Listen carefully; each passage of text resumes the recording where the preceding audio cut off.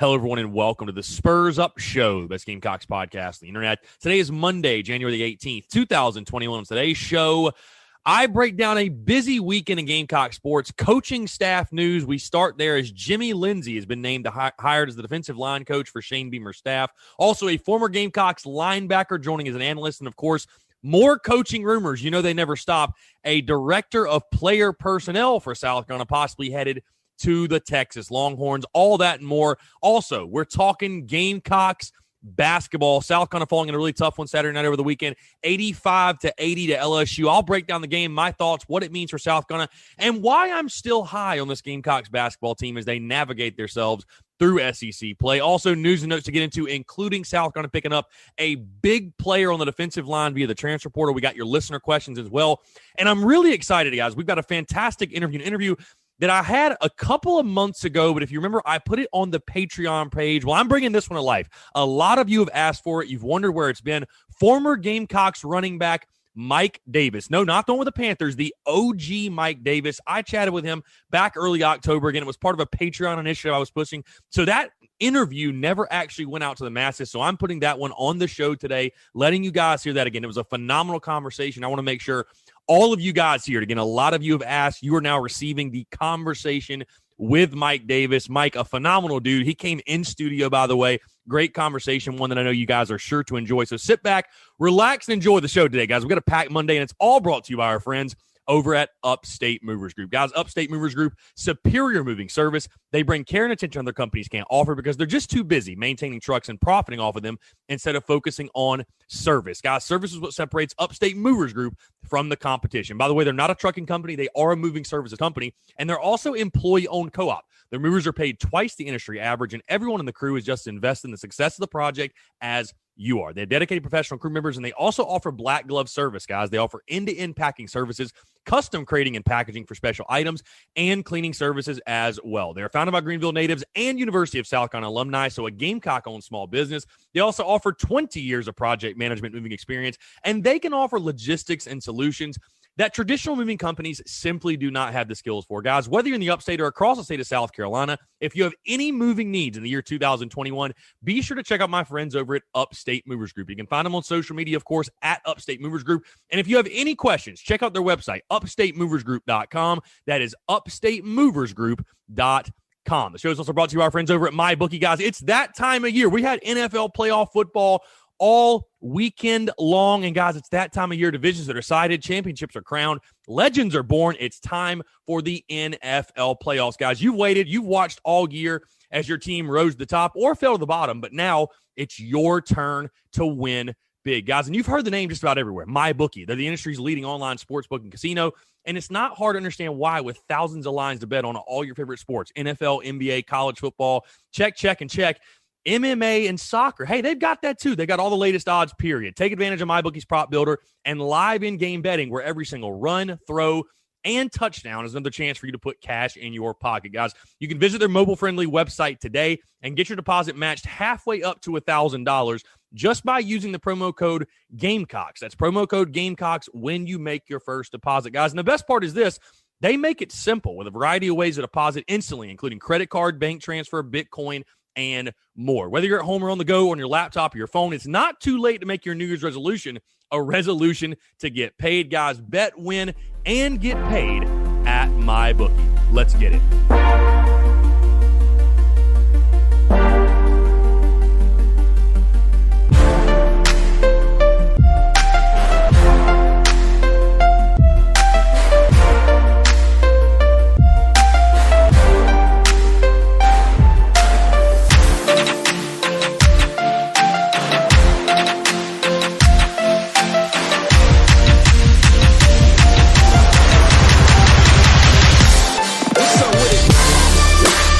With no fees or minimums on checking and savings accounts, banking with Capital One is like the easiest decision in the history of decisions. Kind of like choosing Charles Barkley in a pickup game.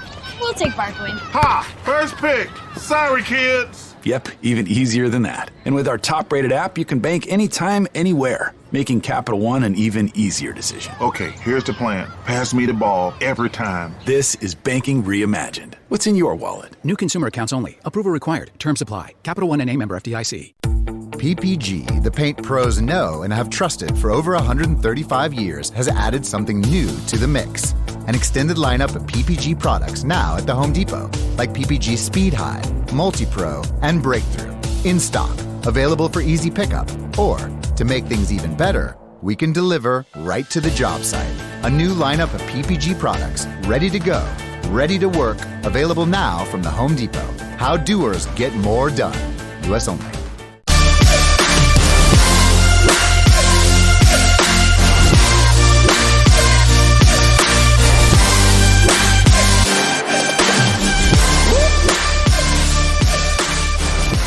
Yo, what is up, guys? I'm Chris Phillips, host of the Spurs Up Show. As always, appreciate you guys tuning in. Happy Monday, guys. Hope you're all doing well. And whatever you're doing, spending your holiday, your MLK holiday, by the way, happy Monday to you all. Hope you are all doing well. As you're hearing the sound of my voice right now, I am on the way back to beautiful old South Carolina. We had a great time in Florida, had a great time at Universal Studios down with the fam. Now we're headed back. I'm headed back to Columbia. So again, if you're wondering, no Daily Crow today, but Tuesday moving forward, it will be a regular week, of course, the podcast, the Daily Crow. We've got 2 basketball games this week. Heck, we're starting to talk baseball this week, guys. It's a really, really, really exciting week here on the Spurs Up Show, guys, and I appreciate you all tuning in. But again, hope you're all doing well, whether you're at the office, you're off. Most of you are probably going to be off, so I hope you're having a fantastic holiday as well on this Monday. Again, like I said, but again, appreciate you guys tuning in. If you're taking time out of your day to tune in to listen to the sound of my voice on your holiday, thank you so much. And again, we've got a lot to get into because, again, a lot happened over the weekend with the Gamecocks. Like I said,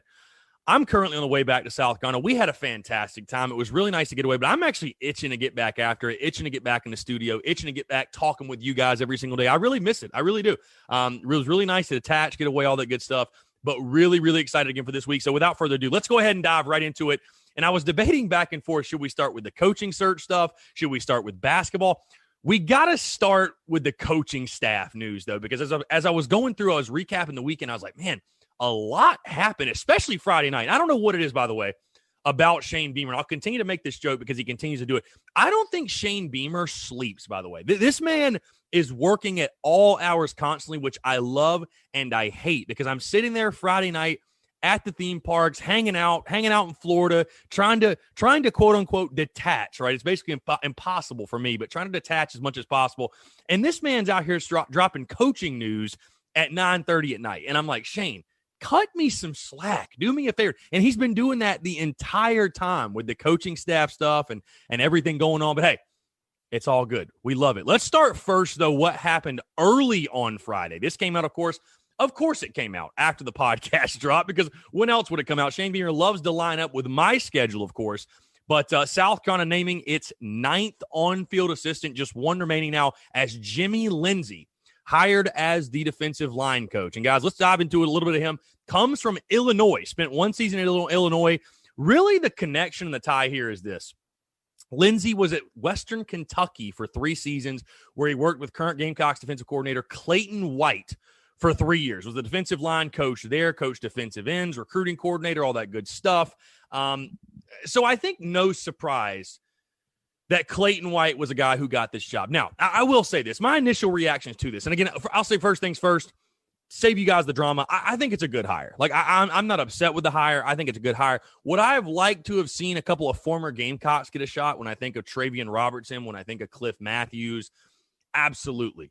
Certainly. And hey, I'll be honest, that's the direction I'm hoping that Shane Beamer goes with the offensive line coaching position. A guy like Travell Wharton, a guy like Nashawn Goddard. Like, there's guys out there that I think would do really well and deserve that opportunity. But again, when you dive a little deeper in Jimmy Lindsey, again, a South Carolina guy, was born in Cheraw, South Carolina, coached at Furman, spent a lot of time at Furman.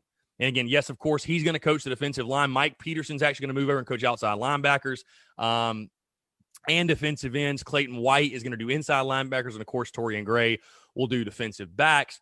But you look at Jimmy Lindsey, and we'll hear what I'll tell you guys what Coach Beamer had to say. Quote, Jimmy has a really impressive track record of success with the guys he's coached and came highly recommended by Coach White, who worked with him at Western Kentucky. I love that he has ties to the Carolinas, born in South Carolina and raised in North Carolina, and has coached and recruited in this region well. Shane Beamer also on Twitter had this to say.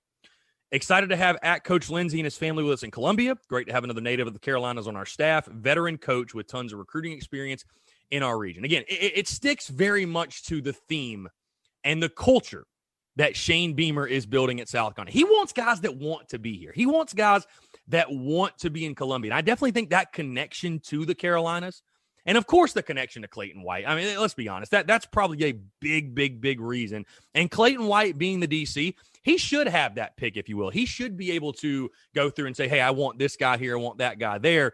And especially with Jimmy Lindsey, I've talked to other people that I know that work within football at different schools and know the game of football, and they're very high on this guy. They're very high on Jimmy Lindsey. They think it's a really good hire. They think he's going to be a great fit at South Carolina. But again, when you're talking about building that culture and establishing that, this new era, if you will, of Gamecock football, that's really important. And we're seeing Jimmy Lindsey fit that mold. Now, again, I've told you guys, it's the same way with this assistant as all the others, especially with the position coaches.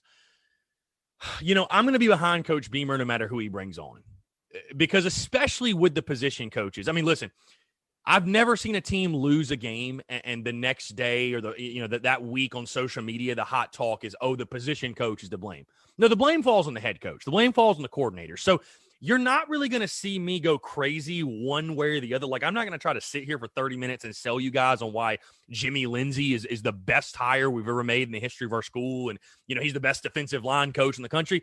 I think he's definitely a solid football mind. He wouldn't be at this level if he wasn't. Obviously, working under Clayton White, if the new Gamecocks defensive coordinator really likes him, I think that's definitely a plus. You take a look at his track record. I mean, the guy's worked in the NFL at 3 or 4 separate teams. You get to the league, like, you obviously know what's going on. You're a quality football coach. Now, Jimmy Lindsey is going to be judged on what does he do with the Gamecocks defensive line that I think we all agree is full of talent, right? You saw it a little bit last year. With the way J.J. and Igbari exploded and other guys, Keir Thomas and Jabari Ellis stepping up. But what I really want to see is, what can he get out of guys like a Jordan Birch, like a Zach Pickens? What's he going to get out of, like, a Tonka Hemingway? Can he take his game to the next level? What's he going to get out of a guy like Keem Green, who we're going to talk about in just a little bit, that is through the transfer portal coming to South Carolina? What can he get out of some of those younger guys in the line of scrimmage? Because, again, for far too long, we've seen the Gamecocks pushed around flat out. And I know, there have been some bright spots here and there, but the Gamecocks have for a while struggled with stopping the run, at least from the times of the Spurrier days. I think it's probably been since then. I mean, the Gamecocks just simply, even under Muschamp, who, again, was supposed to be defensive-minded, struggled stopping the run. Yes, you had Javon Kinlaw for that 1 year that he blew up, but outside of that, it's been a little bit of a struggle, and I think a bit of an underachievement, especially when I look at last year. And that's why, I hate to even say his name because of how he did things, but whatever is what it is. That's why I gave Tracy Rocker such a rough grade when I graded the coaching staff and him returning, and I gave him a C+. And people were like, Chris, why? I was like, well, I really thought going into last season that the defensive line should be a strength for South Carolina. I mean, I thought the entire defense was going to be. We saw how that went, but I thought that front seven, but especially that defensive line, was going to be a strength. And I thought they underachieved a little bit. Yes, I know, again, J.J. Nibari had a fantastic year, but a guy like Zach Pickens, like, not getting the most out of your 5-star defensive lineman up front, that concerned me. That concerned me a lot. Like, we didn't see him make impact plays at all for South Carolina. So, again, a guy like Jimmy Lindsey, he's going to be judged on the field. But overall, I think it's a really good hire. I think having the in-state ties, and again, guys, like I said, I know you all get tired of hearing it, right? You all get tired. And again, I'm not sitting here trying to sell you that, like, this is the greatest hire ever, whatever. You know what I mean? I'm not swaying. I'm not overreacting, I should say, one way or another. But again, when you're building this culture and you want guys who truly, genuinely want to be at your program and are going to recruit guys that way, Jimmy Lindsey fits that bill. Again, being an in-state guy from Cheraw, South Carolina, was at Furman, like I said, like Shane Beamer said, very familiar with the Carolinas. And again, this is a guy with a lot of really, really good experience. Again, worked in the NFL, worked at some really, really good D1 schools, worked under Clayton White, who I think we all agree to this point, Clayton White is maybe the best hire. Maybe the best hire Shane Beamer's made of the offseason. So I think Jimmy Lindsey overall, again, would I have liked to have seen a former Gamecock get a shot? Absolutely. Sure I would. But you also got to hire the best possible candidate. And I know Shane Beamer is doing that right now. And again, I feel good about the Gamecocks getting this guy. Again, I think it's a really good hire, again, especially with Clayton White getting the guy that he wants. Because, again, you know that factor in a ton. You know that, did I? You know that Shane Beamer sat down with Clayton White and said, okay, who do you want? If we can get him, who do you want? And you got to think Jimmy Lindsey's name was one of the first ones to pop up. You got to think so. So, overall, I think a really good hire. Now, South Carolina with 9 on-field assistants hired, you got just that one left.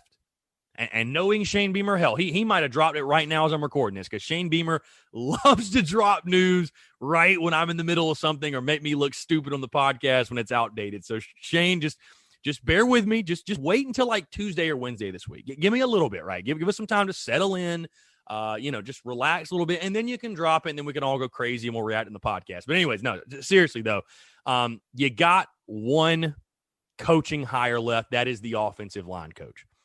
And I've seen some different names. Again, I think there's a lot of great former Gamecocks that would be really, really good in that spot, that deserve the opportunity. Again, I'm going to trust Coach Shane Beamer no matter who he hires. I'm ride or die with Coach, as you guys all know. I'm giving him the benefit of the doubt no matter what at this point. But I think of a guy, again, if Travell Wharton wants the job, I don't understand why he would not have the job. And again, I know he's in the NFL working with Washington. I've heard some people say he likes the NFL, blah, blah, blah, all that good stuff. Whatever. If that's the case, so be it. But if Travell Wharton wants it, I want to see Travell Wharton in Columbia. I think that'd be a great hire. Again, going to trust Beamer no matter who he hires. But, man, it would be as much garnet and black blood as you can get in the building. I've said it before. I'll say it again. The better off I think you're going to be. So, again, we'll wait and see. Got that one staffing hire left, that one assistant coaching, on-field assistant, I should say, you've got left to fill.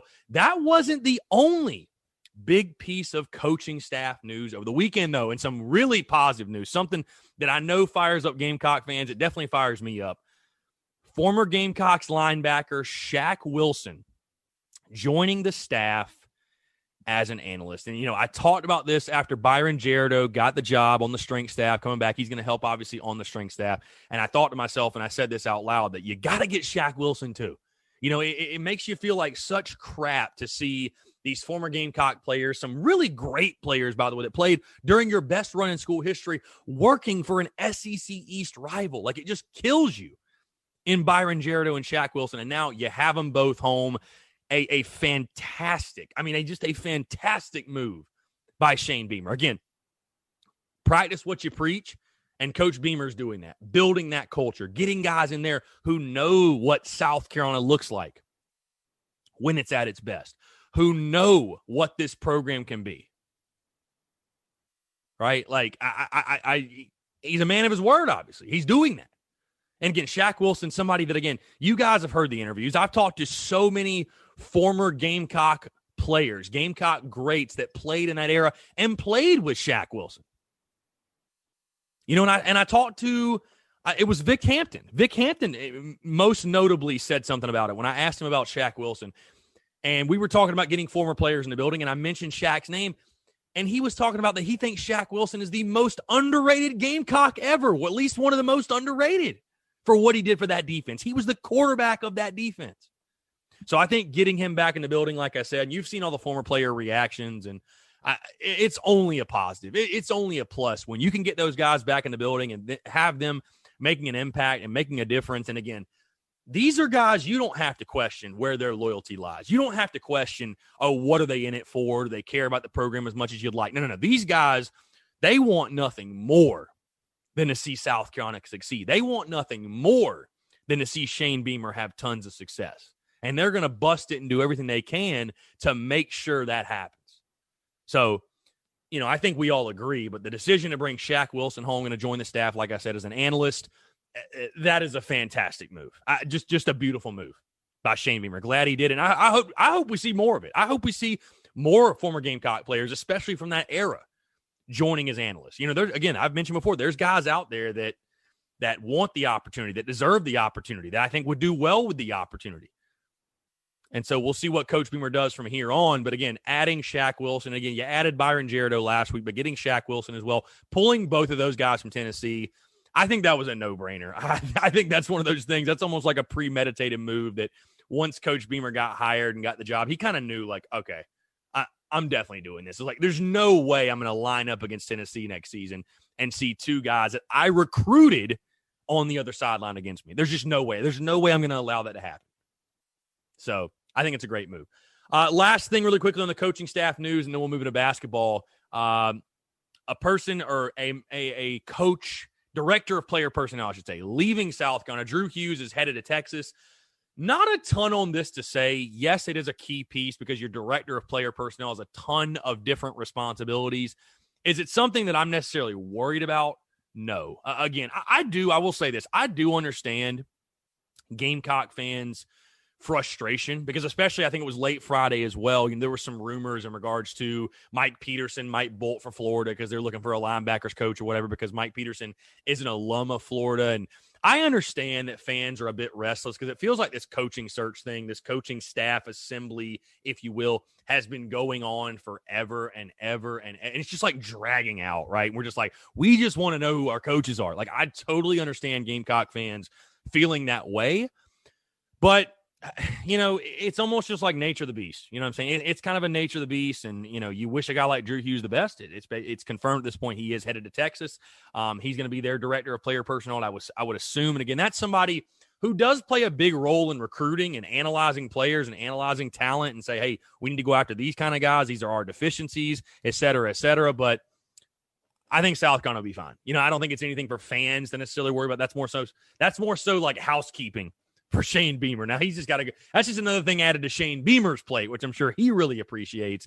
But no, I think South Carolina will be fine. But again, Drew Hughes headed to Texas to, I would assume, take on the same role with the Longhorns. So again, crazy weekend in regards to the coaching staff assembly, and a crazy weekend on the hardwood as well. Let's move into that. Gamecocks dropping the game Saturday night at LSU 85-80. Now,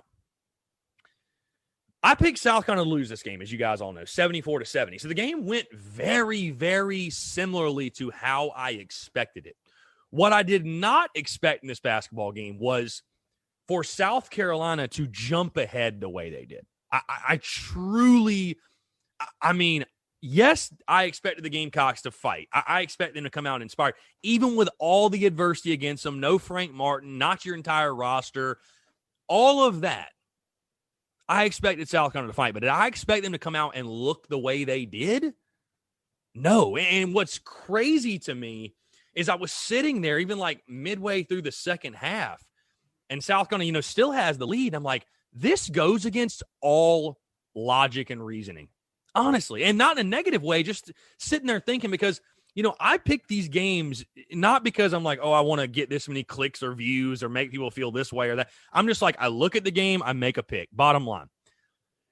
And so, like, when you look at this South Carolina team, when you just look at it black and white, you're like, okay, this is a team that's without its head coach, without its entire roster, hadn't played in 10 plus days, has played 3 games in a month plus. And they're still finding ways to compete in a game like this, really a game they have no business competing in.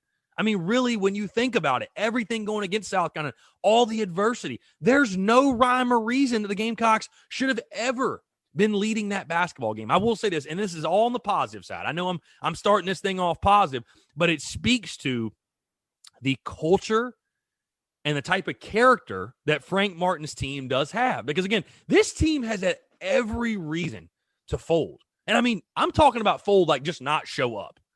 I was thinking to myself Saturday early, I was like, God, please don't let us get our butts kicked.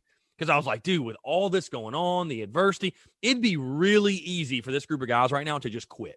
It really would.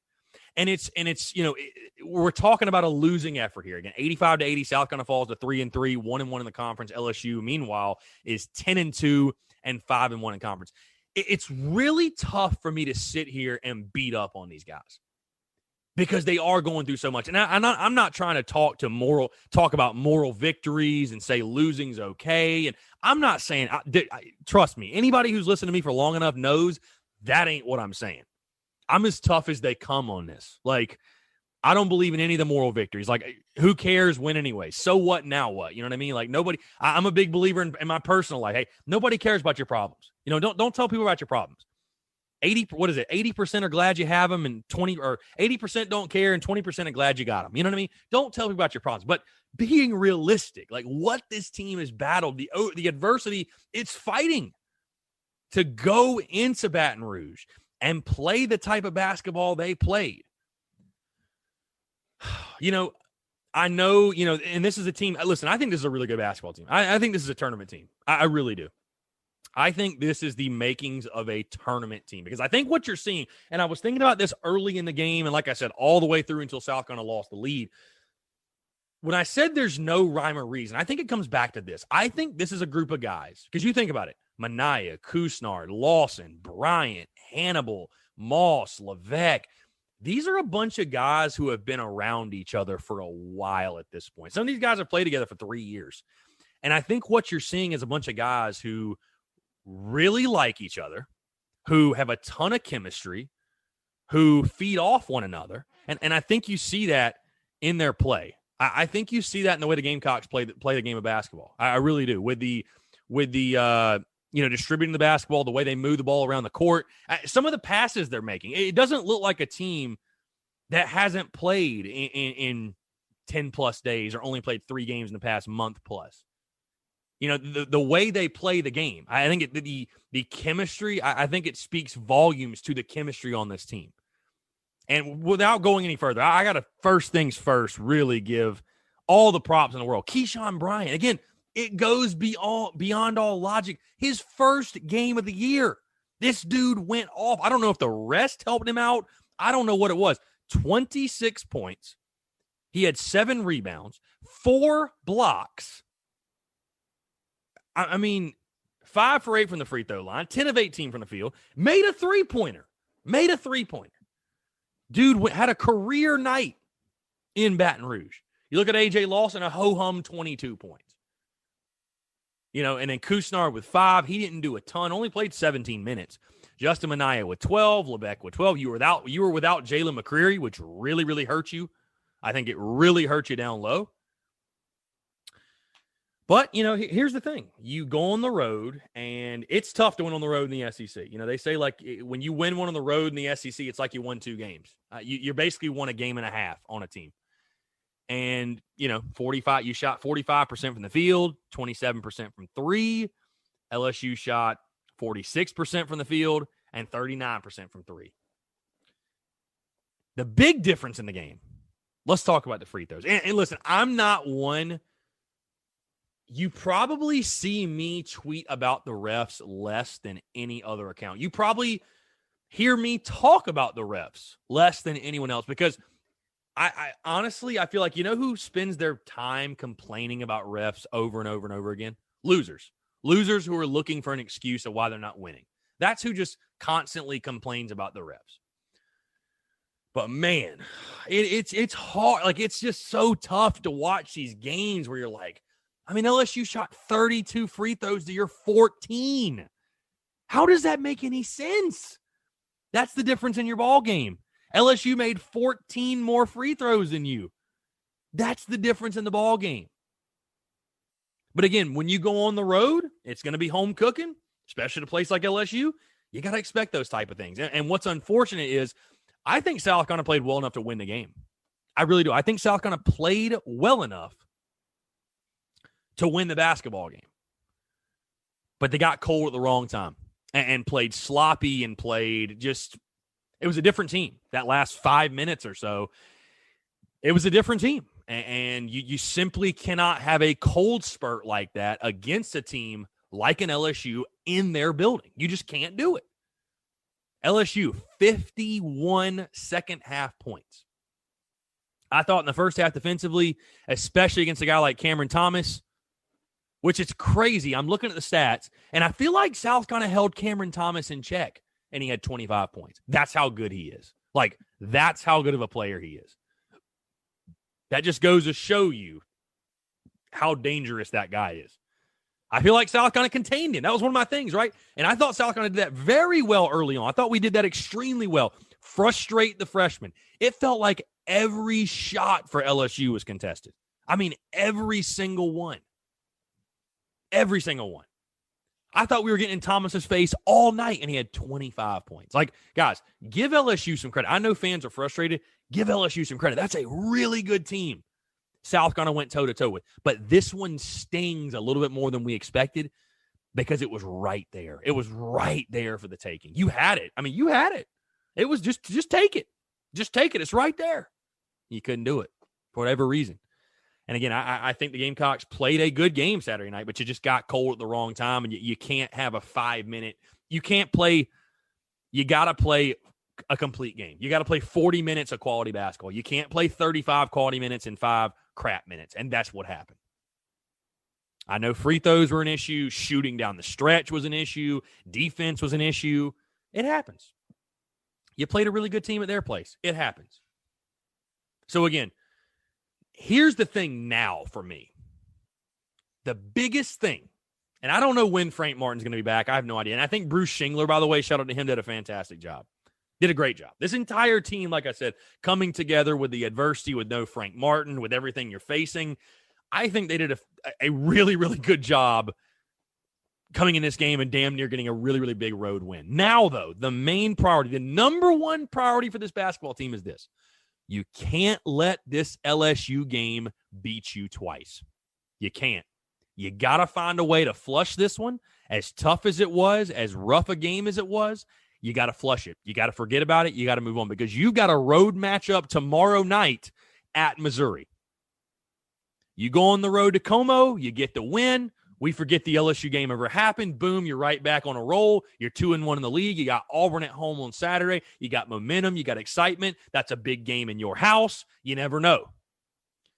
But you go on the road tomorrow night and lose, and you have a hangover, and you let that LSU game beat you twice. Well, now you're right back where you started. It's right back to the drawing board, and people are saying, my, oh my, woe is me, questioning the entire direction of this South Carolina basketball program. And again, if you're going to make the tournament, because you can, by the way, everybody asking, how's South going to make the tournament with? You can. You still can make the tournament, and there's games to be rescheduled, and South Carolina can still be eligible for the tournament. But, man, they are all maximized at this point. They're all maximized. They're all big. So, again, the biggest thing is this. You suffered a tough loss. It's a tough pill to swallow. It hurts because it was right there for the taking. You got to flush it. You got to move on to Mizzou tomorrow night. You got a good chance to, like I said, get a big win. Go back on the road, Go back on the road and get that road dub. Take out your frustrations on Missouri. And I'll be interested to see today, probably later today, sometime this afternoon when that line comes out, what that line will be. I wonder what Vegas is going to think about this Gamecock squad. Because, again, I think this is a really good team. And you saw John Rothstein. And if you don't know who John Rothstein is, he is a national college basketball analyst, and I'm sure you're familiar because he's a very big-time dude. Shout out, John. Would love to get you on the pod, by the way.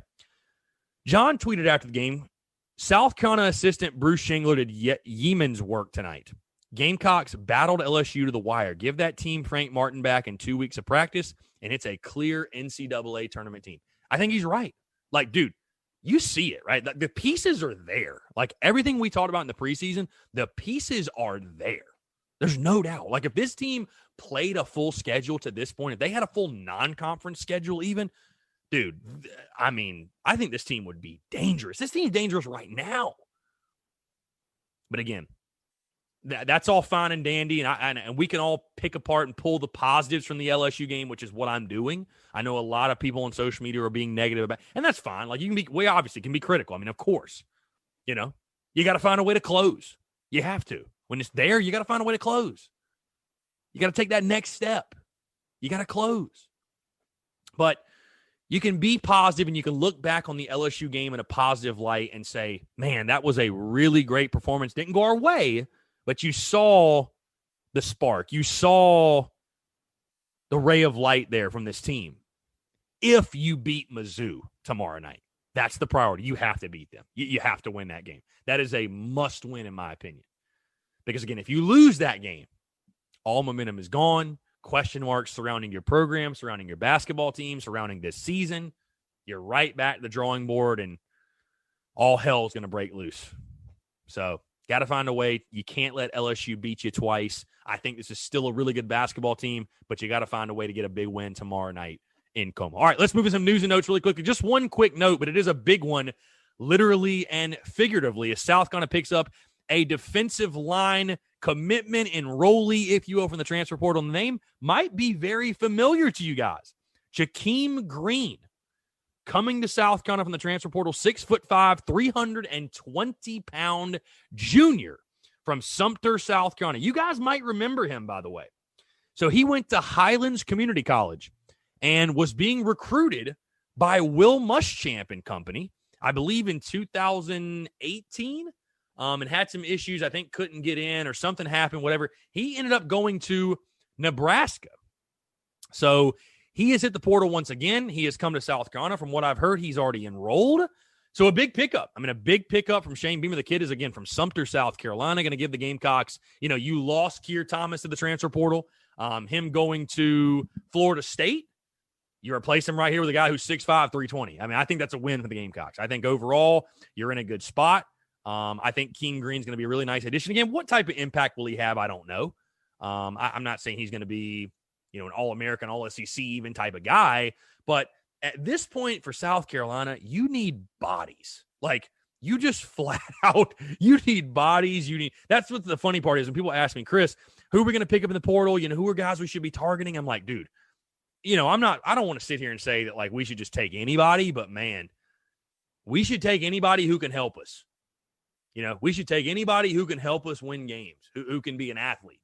So, come on down, Keem Green. I think he's going to be a nice addition in that interior. And again, South Carolina team, a program right now that needs all the depth it can get, especially on the line of scrimmage on the defensive side. I think Keem Green will be a nice addition. It's funny how things come full circle because, again, I remember specifically when he was in the recruiting process and South Carolina was trying so hard to get him, and you heard a lot of great things about him. He ended up going to Nebraska, and you're thinking to yourself, all right, we'll never hear about this guy again. Sure enough, here's Keem Green coming to South Carolina. He's part of Shane Beamer's first ever team with the Gamecocks. Kind of funny. All right, we've got a couple listener questions, and then we'll wrap this thing up and get into our interview. Just two questions. The first one, extreme_baseball_lab. Do you like Beamer, how he's keeping us on our toes? Yeah, like I said, it's hilarious because, like, I'll be sitting there, and I mean, I don't know, I'll be doing whatever, right? You know what I mean? Like, and I know with what I do, you're never really off. Like, sports news and all this stuff, it can drop at any time. But I'm like, does Shane Beamer sleep? Like, what does he do? Because, like, we're finding about coaches being hired like 9 o'clock, 9:30, 10 o'clock at night. And I'm like, dude, like, what is going on? Why are we finding about this stuff at the most random times? And it's happened more than once. It's happened much more than once. But, hey, we love it. We love it. It's a lot of fun. I do love it, man. Like I said, Shane Beamer keeping us on our toes, keeping us honest. He's keeping me honest. I love to see it. So, overall, love it. Love what Coach Beamer's doing. Love the hires he's making. And again, I would expect we'll probably hear about the offensive line coach probably, I don't know, Wednesday at 11 p.m. That sounds about right. We'll all be in our beds on TikTok or on Twitter or on Facebook or Instagram, whatever we're doing, and we'll see a little notification or something. You'll see a tweet from me or a post. Offensive line coach hired. It's like, what is going on? But hey, that's the way Shane Beamer operates. You got to respect and love the guy's work ethic. I will say that. I love to see that. That fires me up personally. Shane Beamer's got me ready to run through a brick wall, and I appreciate that. Last question here. Austin G_45. On a scale of 1 to 10, how excited are you about the Gamecock pitching rotation this year? We already got a baseball question. I love it. I love it. Thank you, Austin. 1 to 10, how excited am I about the Gamecocks pitching rotation this year? I would say I'm probably an 8.5. I'm pretty pumped, dude. I'm pretty pumped. I think we've really got some arms. I think there's when you say rotation. See, I'm thinking entire pitching staff. As far as the weekend rotation, bro, I'd probably say a 9 or a 9.5. But I'm going to talk entire pitching staff too, because the big question I think will be for the Gamecocks is in the bullpen. I think that's going to be the big question and it's not for a lack of, like, you don't have arms. But I think of a guy, and I'm going to dive into this much later this week, actually. But you think of a guy like Danny Lloyd, has all the talent in the world. I mean, can run the fastball up there, 95, 96, great breaking. I mean, explosive slider, nasty next level stuff. Consistency, though. Do we see more consistency out of this South Carolina pitching staff and especially the bullpen? But, dude, just from a sheer arms perspective, like talent perspective, guys who throw hard as hell perspective, South Carolina is in as good a place it's been in a while. I mean, really. And I want to say one thing, by the way, because I said that the Gamecocks pitching rotation for the first time since probably the College World Series teams has the arms to go weekend after weekend after weekend and compete in the SEC. I want to apologize to my good buddy Will Crow and that crop of dudes because I just completely glossed over, like, I don't know, 2016, 2017, 2015, that group of arms, especially 2017, that group of arms they had, Clark Schmidt, Will Crow, Adam Hill, you're starting three. My bad, guys. But you get the point. You get the point. It's been a while. You get the point. The Gamecocks have got that. I cannot wait to watch. And again, I don't know exactly who the three are going to be. I think we all know it's going to be Farr and Jordan, probably Friday, Saturday. Is it Mag Cotto on Sunday, the lefty, the freshman throwing 95 miles an hour from the left side? I'd love to see it as a lefty. I'd love to see it. But again, from just top to bottom, when you read about these guys, when you watch these guys, and you hear about the velocity numbers they're hitting, I'm pumped, man. I'm pumped. I think for the first time in a while, you've truly got an arsenal of arms. Because again, we can talk about, location and movement. Those things are all extremely important. But, man, it just feels like in the SEC to truly compete, especially on the weekend, man, you got to have some guys that can run it up velocity-wise, man. And, I just think for the first couple of years, Mark Kingston was sort of fighting the uphill battle there. And, again, I think for the first time in quite a while for South Carolina, you're going to have arm after arm after arm after arm that rolls out there and, throwing low, mid to maybe high 90s. I mean, you're really going to have guys out there who are competing their tails off and have got some really nasty shit. I mean, that's the best way to put it. So, yeah, Austin, appreciate the question again. We got a lot of baseball content this week. I'm starting the position unit previews tomorrow, doing it tomorrow and Wednesday. And, again, I'll keep you guys updated each and every single – I think it's going to be Tuesday, Wednesday. Most every single week we'll do that. But you guys are probably familiar. The position unit previews, just like I did for football, going to be doing that for baseball. Really exciting. You guys know me. I'm pumped to talk some baseball. I really am. I'm so fired up to talk baseball content. It's going to be a great week. Going to be a great week for sure. All right. Appreciate you guys tuning in, but don't go anywhere. We got a fantastic interview. And like I said, I rolled out a Patreon initiative a couple of months ago, and I had some ideas business-wise, and things were different than they are now, for sure. I mean, we were coming off the pandemic, and I was trying to be creative and try some things. And so I've put one interview ever on Patreon, and I think only like 5 people heard it because that was we only had 5 subscribers because I didn't really push that initiative at all. But former Gamecocks running back Mike Davis, the OG Mike Davis that played in the mid to late 2000s, that was on those first couple of Spurrier teams, he actually sat down with me in studio in the September. And this was an interview I think that dropped like October 3rd or October 2nd or something like that. Really, really great conversation. I've had people actually ask me about that more than a couple of times about the interview. Hey, Chris, where's it at? All that good stuff. I wanted to bring it to the masses. I wanted to bring that out. And again, it's a great conversation. I want to make sure everyone can hear it. I was able to go back, download the file, put it on here for you guys. Again, Mike, a fantastic dude, had him come by studio. We had a phenomenal, hilarious conversation. By the way, Mike is a high-key, very funny dude as well. And really do appreciate Mike taking the time to come by the studio, like I said, and be a part of the show and hearing about his story and his career at South Carolina. A guy who had a very decorated career, I might add, played a lot of great football for the Gamecocks. And again, I know it's an interview you guys are all going to enjoy. So again, guys, thank you so much for tuning in. Hope you have a great rest of your day. Hope you have a great Monday. Now, enjoy this interview with former Gamecocks running back Mike Davis. During his career, 523 carries, 2,231 yards, 19 touchdowns. He also had 73 catches, 667 yards, 2 touchdowns as well. Helped lead the 2006 Gamecocks to the Liberty Bowl win over Houston. And like we were talking about just off air, you guys recognize his name. This is the OG Mike Davis. Very excited to have you on the show, Mike. Appreciate you taking the time, man. It's a pleasure to have you, especially in studio. I appreciate you coming by. Thank you so much. It's a pleasure for you to have me. Like to get the opportunity to be on your show is amazing because I always watched it. So I'm very happy to be here. I appreciate the kind words. I want to start before we dive in everything because we're going to talk on the field. I mean, so much from your career, but we were talking a little bit off air.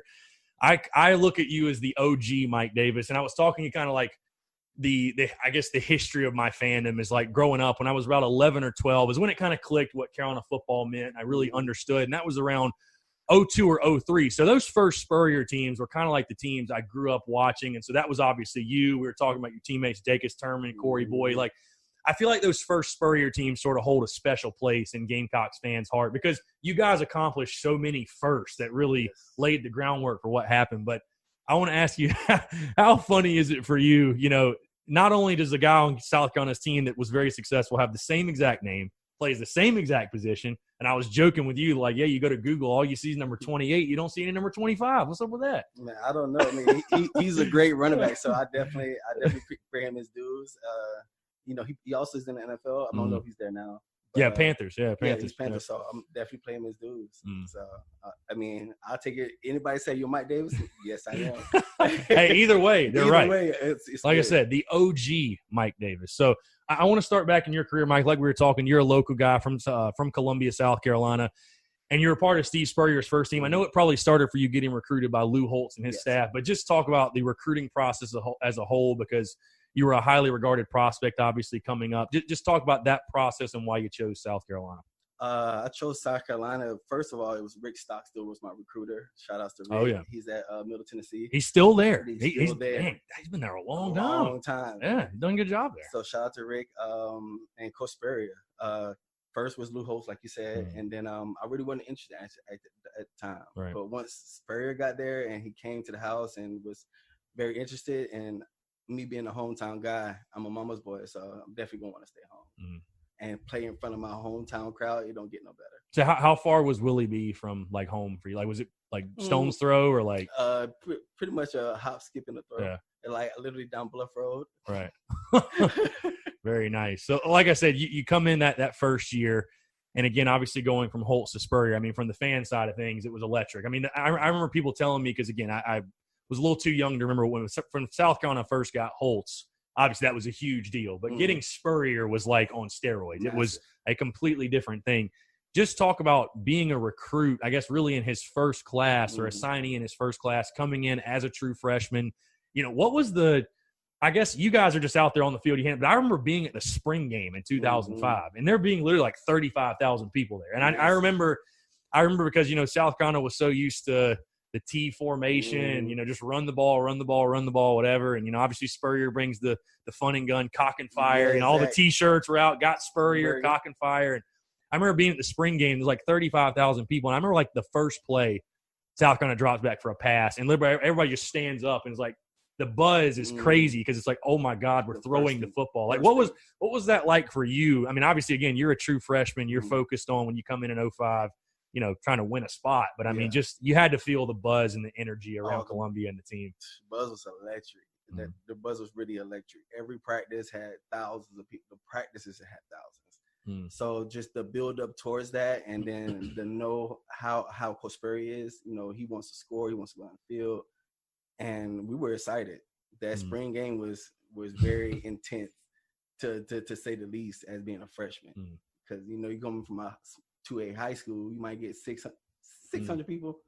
You get 35,000 at a spring game. It's a big step. What was the dynamic like? I mean, obviously you're coming in trying to win a job, but what was the dynamic like for you in the running back room coming in? Because it was an interesting time because Demetrius Summers had just gotten dismissed. Yeah, you've got Dacus Turman, who, again, I think, shout out to Dacus Turman, super underrated, workhorse type of dude. Workhorse. I remember him in the Florida game in 05 just bowling over people. Called him D-Train. D-Train. D-Train. There you go. But what was the dynamic like? Because obviously, I mean, your career got off to an extremely fast start against UCF, that very first game. You have that memorable, it's like 60 or 70-yard screenplay you take down, which, I mean, I'm sure your teammates give you crap. You should have taken it to the house. Still to this day. But what was the I guess the battle, the dynamic like in the running back room for you as a freshman? Actually, I was a bit scared coming into because me being from South Carolina, being knowing that Demetrius Summers was here, Dacus Turman, Corey Boyd, and the stigma of running backs that stay home. A lot of them got in trouble or they didn't finish the season. And my parents always told me, you're going to be on your best behavior. So when I got there, I was like, I'm not going to do that. That's not going to be me. So the first thing I need to do is go in there, learn this playbook, learn how things work first of all, and then try my best to get, in a group with the guys because I want the position. I'm a very competitive person, right? So I want the position, but you have to get a type of camaraderie to build, because these guys are older than me. They played, they got experience, so I need to heed that. So it was a trying time, but when we got Corey Boyd and Taylor Rank, one of my best friends. Shout out to Taylor Rank. We got to get Taylor on the show too. We got to get Taylor on the show. It's weird because he lives in China, so no, now he moved. Oh, did he? Yeah, now he lives in New Zealand. Yeah. There you go. The guy's all over the place. All over the place.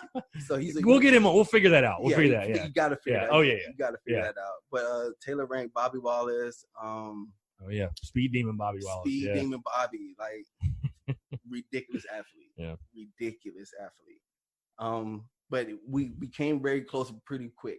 After the second day on campus in the Bates house.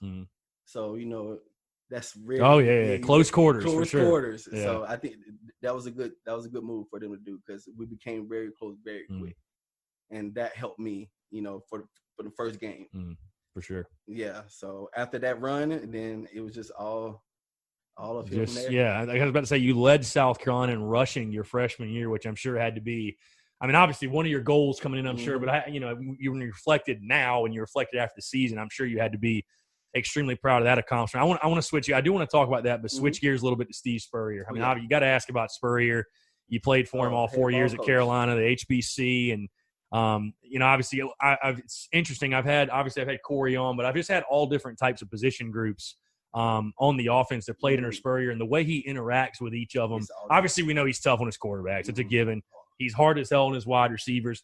What's Spurrier like with the running backs? What was Spurrier like to you? What was that relationship like? Because obviously, again, it must have clicked pretty well. Because I don't think you're on the field if Spurrier is not a fan of you, really. So what was that? What was that relationship like with you and Spurrier? With me and Spurrier, it started off with him recruiting, and we really hit it off.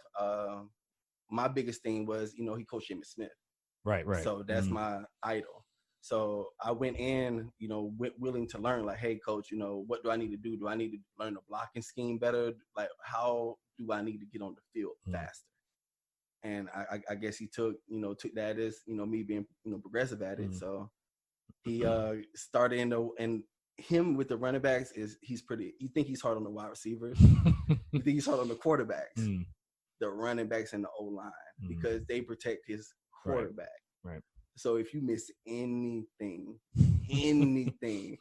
if Blake, Garcia, Tommy Beecher, any of those boys got touched, you can hear it on Monday. Yeah. Or practice, after the practice. But he's very vocal. He's very vocal. He's definitely hands-on. He's a jokester.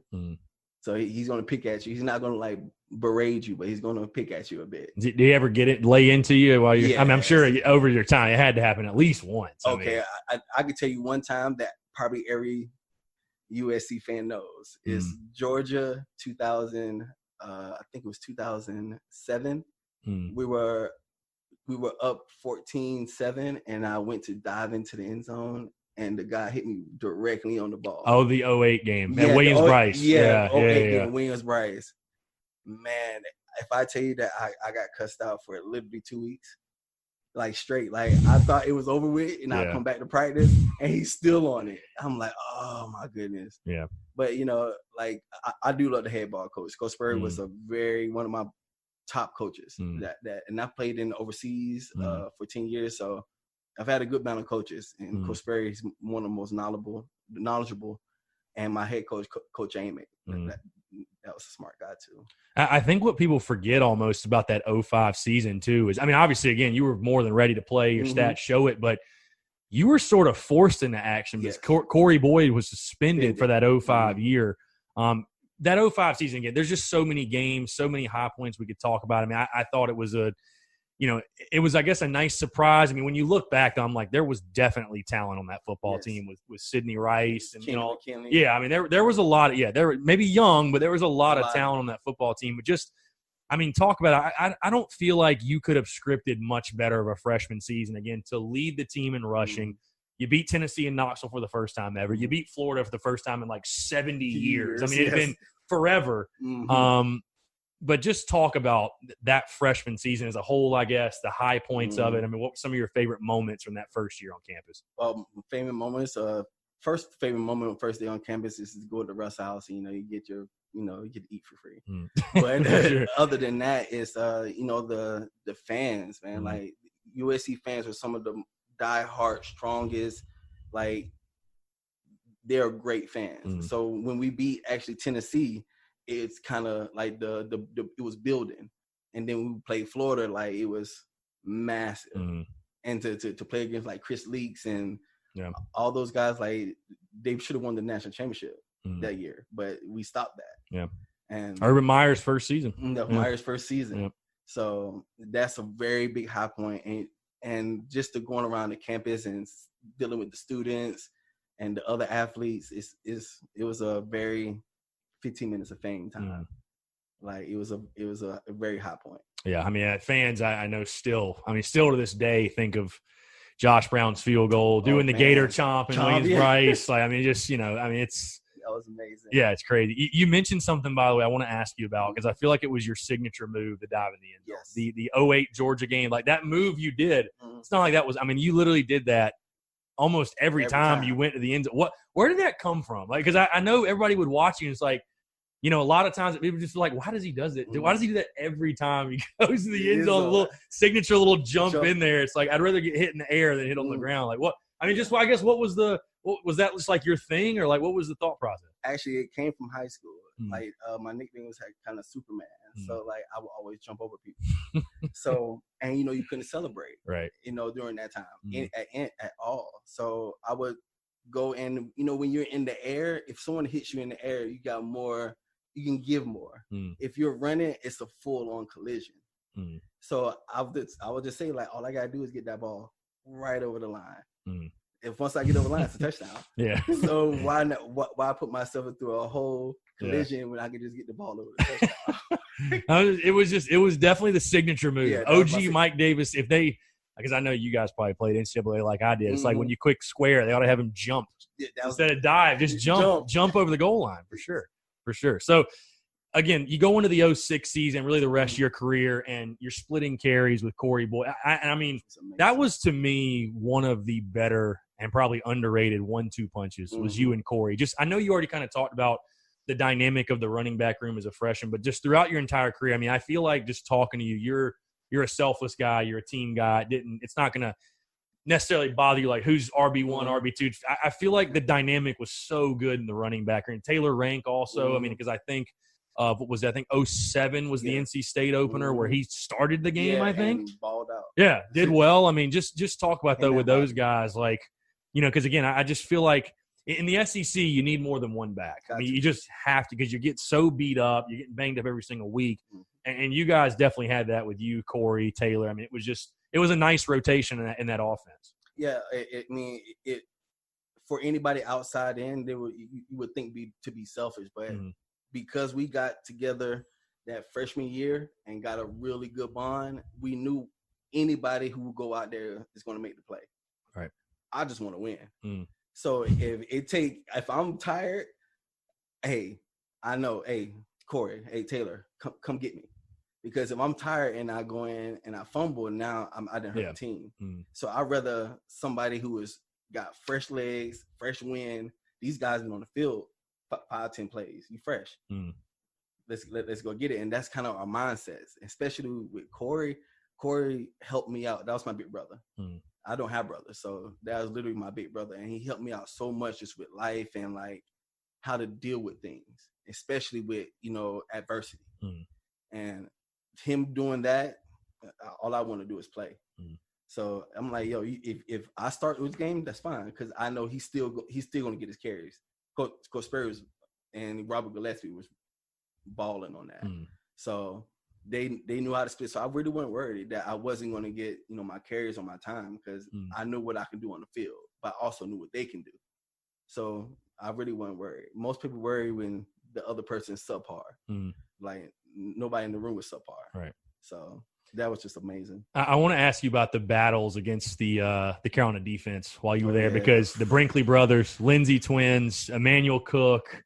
Nightmares. Yeah, I mean, just there are other names. I'm thinking like Nathan Pepper. I'm trying to think back. Nathan Pepper, the Lindsey brothers. Yeah, I mean, the names. It was the start of the Goon Squad defense that we saw evolve in 07, 08. Swearinger comes in, kind of takes over, picks it up. I mean, that had to be such an iron sharpens iron type of thing where it's like you guys are ready to play against any defense you win against. Yes, like especially when you had Mo Thompson, Fred Bennett, Jonathan Joseph. Oh yeah. So you got all these NFL guys being like the battles out there. You talking about fights? Like my worst Norwood too. You can't forget Norwood. Oh God, ridiculous injury. Like would not stop. Like the whistle would blow, he's still going. Yeah. But my thing was Jasper. Jasper was 6'2", 270. Like I was, he was a beast. Like that. Like that's a DN running a 4.5. Yeah. Like, but one time I give you one story. So we was in a Tuesday practice. Tuesday practice is a hard day. That's full on day, and so we get the cut and everything. So Jasper was coming on a middle mic blitz, and I had the A-gap protection. So me and him literally went. I was like, if he gets hit, I'm gonna get cussed out by coach, and I'm gonna get hit. Why not just take the hit and not get cussed out by coach? Man, Jap laid it in me so hard that coach stopped the practice. Oh my gosh! Like literally, we were like 20 minutes into practice. He literally stopped the practice and was like, "Y'all go inside, cool down. Y'all got some animosity or something like that," because we really would go that hard at practice. Like, I had Norwood on. He was telling me the stories of when Spurrier would throw the defense out of practice. He's like, we loved it. We loved hitting up on the offensive guys. Yeah, he would literally throw the D because, like, you got Sidney, you got Kenny McKinney. Like, these are playmakers. Yeah. And these guys coming across the middle, taking full-on hits. At practice, Coach Spurrier's like, y'all doing too much. It's time for y'all to go. So we would be at practice just by ourselves, running plays. Jeez. Because that's how hard we really would go. And that's a kudos to our defense. And our O-line too. I mean, especially our freshman and junior year. Oh, I think of I had Goddard on and Chris White, the center, White, and Goddard, Sean Goddard, Jabari Thomas Coleman, Fred. Oh my goodness, amazing O-line, especially for that year. But Jamar Meredith, James Thompson. Gerald King, I think, near the end of your So some really massive players. Yeah, but we had a squad coming in. Speaking of Spurrier, really quickly, because you talked about quarterbacks a little bit, Mitchell, Garcia, Savell, Chris Smelly, Tommy Beecher. I'm just curious from the running back perspective. I assume it didn't, but did it change for you, like the way you guys played, I guess, or just because obviously, again, I thought for just looking at this year's South Carolina team, when he was talking about why they named Colin Hill the starter, he made the great point. You want the 10 guys in the huddle and the 70 on the sideline, believe that's the guy. Yes. And with Spurrier, I think it's different. Spurrier could interchange. I still remember, because I've had Garcia on the podcast, and I joke with him that I still remember the 08 Arkansas game where Smelly and Garcia went in and out every single play. But it's like Spurrier can do that, and you end up winning the game, so it's like, okay, but as a running back, did it change anything for you? Did it affect the way you, I'm not going to say like approach the game, but just like what did it change for you guys in the running back room as far as who's playing quarterback? The only thing is it changes is the tendencies of your quarterback. Like you kind of got to know that. Like if your quarterback is dropping back and you know that he doesn't really look his blind side, then you kind of got to watch his blind side for him. And all of them had different tendencies. And all of them got different tendencies. Right. But kudos to Coach Spurrier. Coach Spurrier can coach you up to the point where it doesn't matter who was in there, that he could have thrown you in there, which Muschamp is good too, but he's more of a defensive mind. Right. When you got an offensive mind, it's a little different. Right. So, but you just gotta know their tendencies, because we believe in all of them. Yeah. All of them have tremendous arms, ridiculous leaders. So basically, we just had to just protect them. Yeah, I feel like Blake is the guy who doesn't get enough credit. No, as far as was because of face mask. Well, because of the face what was up with the face mask? What was up with that face mask? Everybody that was his thing, man. I remember way back then. It was just like everybody's like, "What is he's wearing an offensive lineman's face mask?" He was like, "What do you know? Like, did he say anything? Like, what was up with the face mask?" He didn't want to get hit in the face. Like, but I mean, would a normal face mask not do the same job? Not really, but because with offensive did linemen, he get hit in the face before? Is my like? I think he broke his nose before. I know he punched that bouncer in the face. Yeah, I was there tonight too. But yeah, but no, in high school, I think he broke it. He had a more open one in high school, and I think somebody came in with a forearm and hit him in the bridge. So now he was like, "Yo, I can see as long as I can see that." We was like, "Man, it's so ugly though." He had to know that everybody was talking about his face. He knew. Imagine Blake Mitchell's face mask with Twitter now. I mean, he would get destroyed on me. Yeah. Yeah. But I mean, I think is that. But I mean, he was a player, and that's what the point I was getting to is I think he's, he wasn't perfect, but Spurrier's first quarterback, Carolina, like that's not an easy task for anybody. I mean, we saw different guys couldn't handle it. I mean, just couldn't do it, and I mean, it's not easy to do. And Mitchell, to his credit, I mean, it's a lot of pressure. He made it work. Yeah, he made it work. So especially kudos to Lou Holtz and Spurs because that was Spurs' recruit. I mean, that was Lou Holt's recruit. Yeah, it was. Yeah. And for Spurs to say, I'm gonna take your recruit and still start him because he did bring some quarterbacks in. So that is a kudos on them, but kudos on Blake too because that's a lot of pressure being under a Heisman coach, like a Heisman player coach. Like that's a different dynamic because you know that if Coach Spurrier says something to you as a quarterback, you knew he could do it. Yeah. It's not like a coach telling you something that he couldn't do. Yeah. So that's a different. Spurrier go back there and show him how to do it. And the funny things he would go back and show him and throw it, and we'd be like, Coach Spurrier, you still got an arm. You got some bad knees, but you still got an arm. Jeez. Well, I want to talk that 06 season. That Clemson game, that I think was, I mean, you could argue maybe, I feel like just looking back at your career, the first thing I think of really is that Clemson game, the 06 game. You guys fall down, fairly big. I think it was like a 14-point deficit or maybe 21. Yeah, 21-point deficit. And you guys are able to storm back, and that was a game where I thought Blake played pretty well. But obviously you had some big runs in that game. It's funny, before we came on earlier today, I was actually watching the highlight, and I kind of forgot about this one. You trucking Gaines Adams, who, I mean, Gaines was an All-American, I mean, the all-everything type of guy. I think rest in peace, by the way. Rest in peace, Gaines. But trucking Gaines Adams, but that game, obviously, I mean, Carolina fans will never forget. Death Valley is silent. Jad Dean hooks it. Just talk about, I mean, if you want to talk about the 06 season as a whole, you can, but talk about the Carolina-Clemson rivalry for you being a local kid. I mean, I'm sure it held a special place for you, but then that 06 game, being able to do what you did in the rivalry, I mean, the moments, I know obviously we posted the highlight, you put the foot in the ground and just Clemson's defensive back has no chance at all. Chance on that. Just talk about that. Had to be a special game for you, special moment. That was a very special game. Knowing that, most of the Clemson players, from South Carolina, we play against each other in high school. So it's kind of an upstate, lower state type of thing. But when you get to USC, it's magnified, like on a total different level.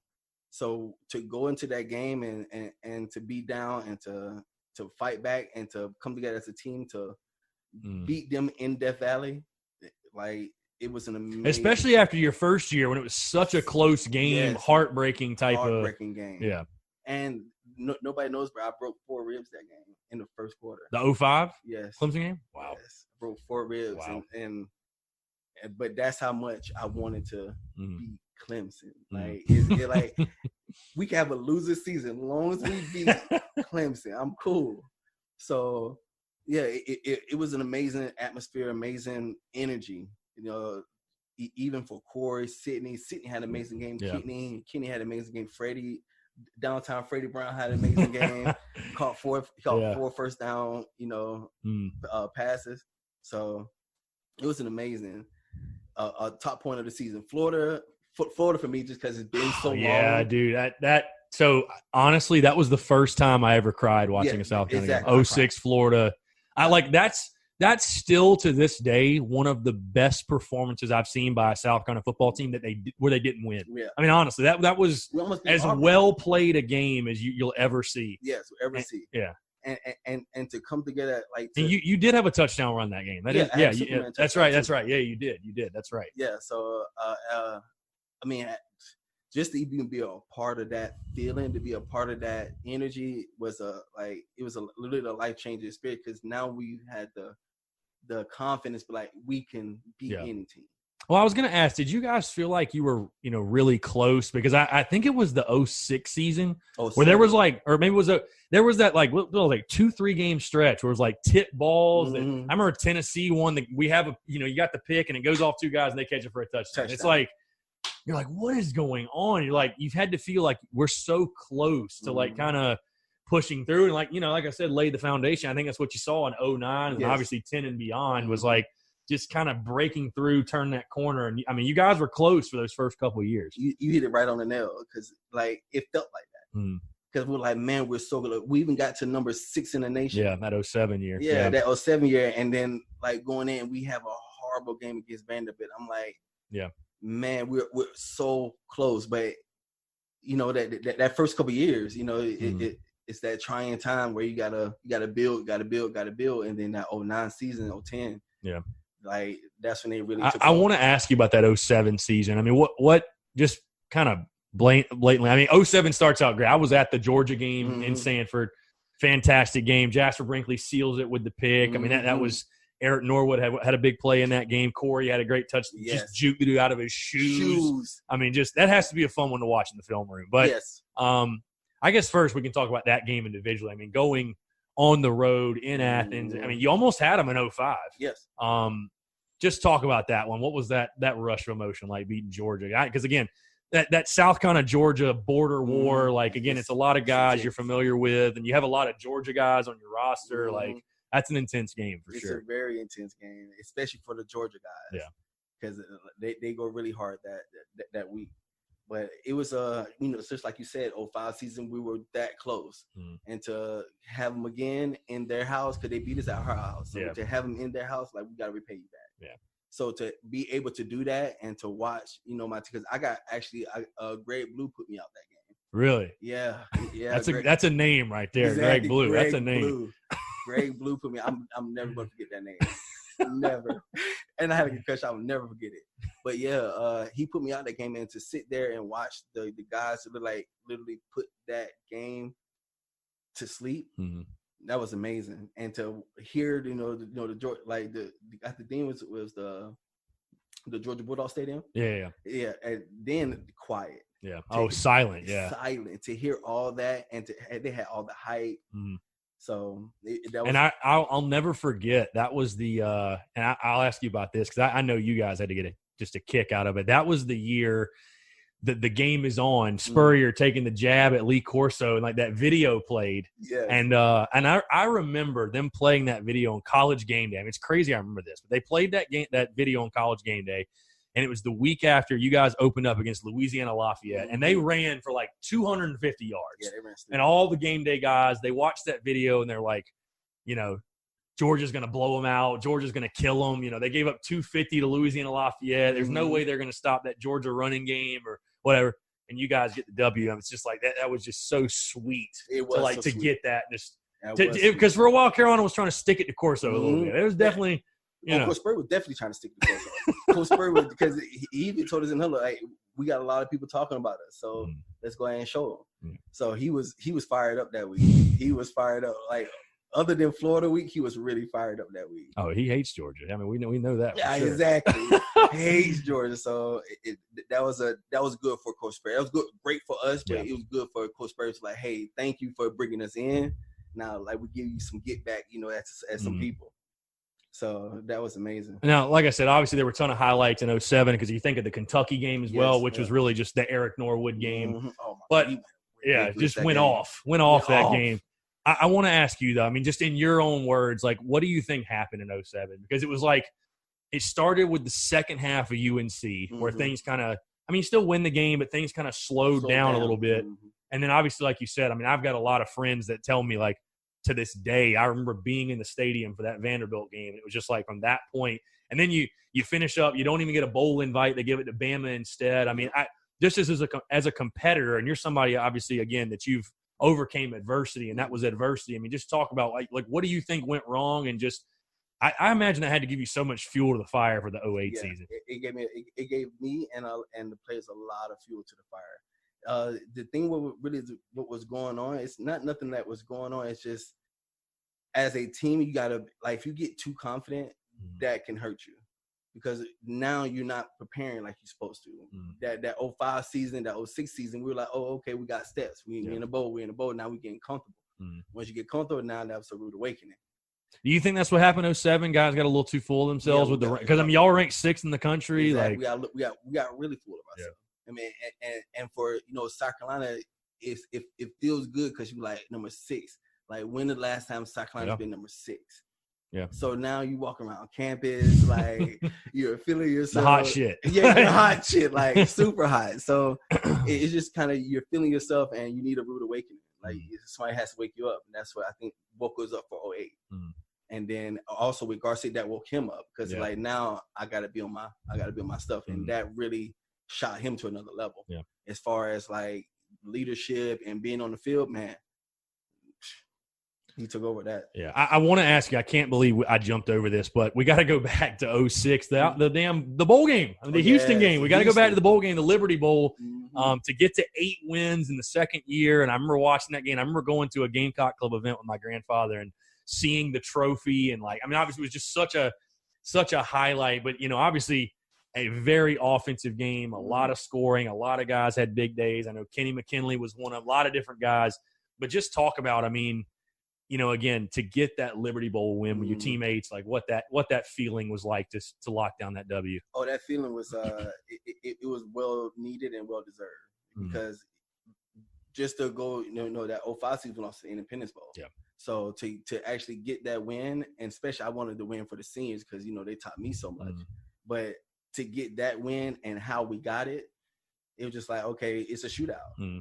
So either you gonna want it or we gonna want it, and we really want it more because if we lose to y'all, do you know how much we're gonna get it being in the SEC?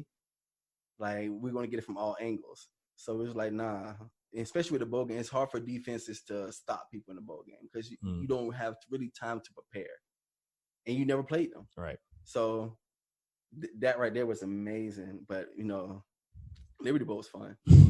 Liberty Bowl was fun. Beale Street. And you look back at the players they had, like Cobb at quarterback, Art Briles at head coach. Like it's just like crazy to look back. Massive squad. Yeah. But kudos to them because that's why they put up the points and that's why they did what they did. They had some ballers on the team. What do you think? I want to ask you this because again, I think there was a lot of talent on those teams, but I mean, I think you can't deny that Coach Spurrier was just able to take the puzzle pieces and put them all together, and it seemed like he was able to get the best out of guys too. You know what I mean? Like, and there's some different scenarios you see throughout college football where maybe that's not the case. Like guys aren't playing up to their potential or whatever, and people get lost in the recruiting rankings about stars and stuff like that. But Coach Spurrier, for whatever reason, he just seemed to have a knack to get the most out of guys. Like, what do you think that was? Was it something internally, like behind closed doors? Was it on game day? Like, what was it where Spurrier was just able to, like I said, elevate guys' level, make them play to maybe even greater heights than they knew they could? Competition.